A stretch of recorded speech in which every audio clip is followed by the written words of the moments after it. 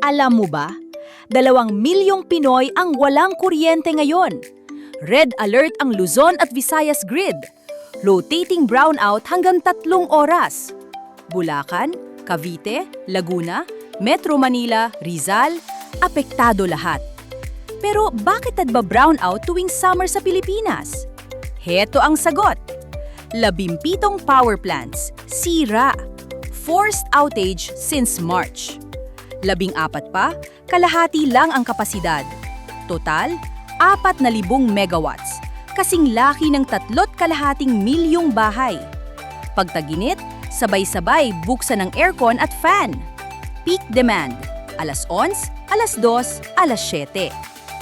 Last week, nag-trip ang 500 kilovolt na Tayabas-Ilian transmission line. Boom! Nawala ang supply. Siya ka El Nino, naubos ang tubig sa hydro dams. Walang tubig, walang kuryente. Pag lumubog ang araw, wala na ring solar. Manipis na ang reserves natin. Si Meralco, kalap-kalap ang schedule. Pabulacan, pa Cavite, pa Maynila. Ikaw, sa tingin mo, kulang ba talaga ang power plants natin? O may iba pang dahilan?